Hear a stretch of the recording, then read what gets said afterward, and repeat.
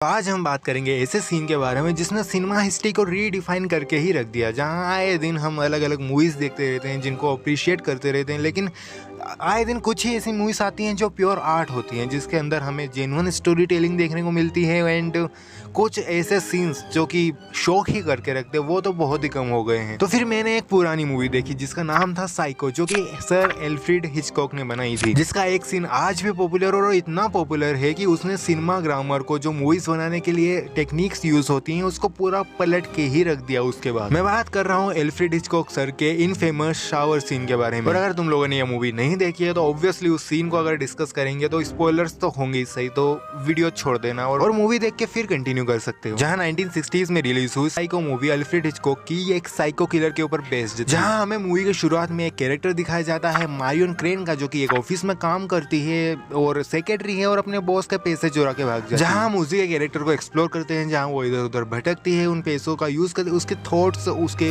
Personal struggles, उसकी अपनी कहानी, उसके कैरेक्टर से हम कनेक्टेड रहते हैं एंड उसी को वो जो भी हरकतें करती है उसको देखते हैं हम। जहाँ फर्स्ट 45 मिनट्स तक हम उस कैरेक्टर से बहुत ही अच्छे से कनेक्ट हो जाते हैं और फिर एल्फ्रेड हिचकॉक साहब उसको मार देते हैं, मतलब गंदा वाला बेरहमी से। और वही सीन है द इनफेमस शावर सीन, जिसने पूरी सिनेमा हिस्ट्री को चेंज करके रख दिया, क्योंकि अपनी पिक्चर के बीच में कोई भी मेन कैरेक्टर को नहीं मारता है। सोचो बजरंगी भाईजान चल रही है और बीच मूवी में भाईजान के ऊपर बस चढ़ गई और फिर मुन्नी किसी और आदमी को ढूंढती है, वो भी उसको ऐसे ही ख्याल रखता है, उसको भी वो बताती है कि मुझे पाकिस्तान जाना है और वो भी भला आदमी निकल जाता है। एंड देन फिर वो सेकेंड हाफ में मुन्नी को पाकिस्तान छोड़ने जाता है। अगर तुम्हें ये सुन के हैरानी हो रही है या फिर सोच रहे हो कि क्या बक रहे हैं मादर, तो यही हुआ है इस मूवी के अंदर। ये सीन इसी के बारे में है। इसके बाद फिर हमारा मेन कैरेक्टर ही बदल जाता है, या फिर मैं कह दूं कि मेन कैरेक्टर कोई था ही नहीं, यहाँ पर कहानी ही मेन कैरेक्टर थी। जहाँ जब तक कहानी में मारियन क्रेन की जरूरत थी, मारियन क्रेन थी, एंड देन जैसे ही उसकी जरूरत खत्म हुई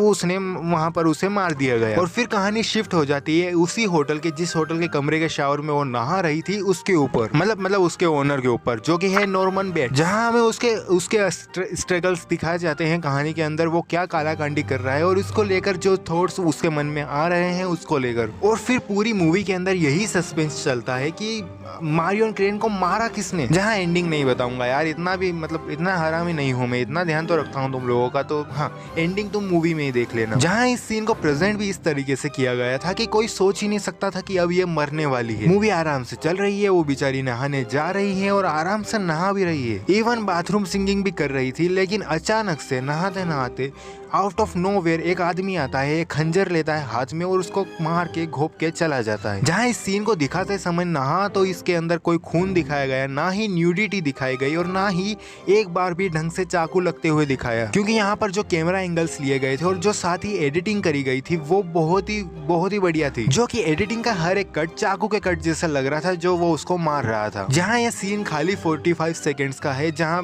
क्विकली वो मार के चला जाता है और हम लोग शौक में रह जाते हैं। इस सीन को शूट करने में 7 दिन लगे थे और 70 कैमरास यूज किए गए थे ताकि वो सीन को एफर्टलेसली यूज कर पाए और इतनी सारी क्लिप्स जमा हो पाए कि वो उसके हर कट के साथ एडिटिंग में मिक्स मैच कर पाए, जिस वजह से हमें वो सीन वैसा मिले जैसा वो है। जहां ऑडियंस ने उस समय बीच मूवी में मेन कैरेक्टर आज तक मरते हुए नहीं देखा भाई, मैंने तो पहली बार इस मूवी में देखा, जो कि 1960 में आई थी। उसके बाद किसी ने ट्राई ही नहीं किया क्या? बट हाँ, उस इतना बड़ा रिस्क उस समय किसी ने नहीं लिया था, वो तो देखा ही था, लेकिन साथ ही साथ इस सीन का जो टेरर था वो हॉरर जोनरा को रीडिफाइन करने वाला था। जहां उस समय के साथ साथ आज भी लोग मानते हैं कि ये डर तो भूत देख के ही लगेगा ना भाई, मतलब इंसान से किसी की फटती है, पर हिचकॉक भाई ने बोला कि इंसान भूत से भी ज्यादा डरावना होता है, मैं तुमको दिखाऊंगा।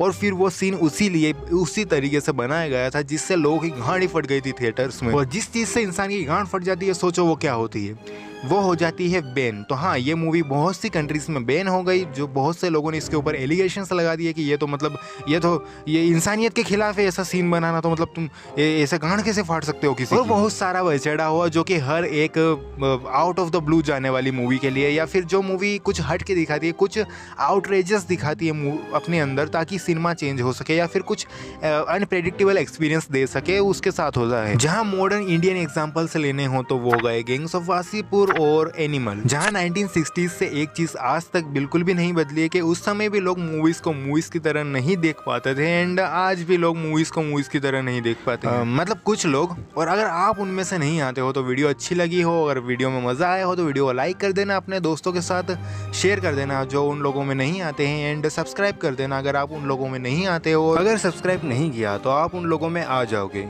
बाय।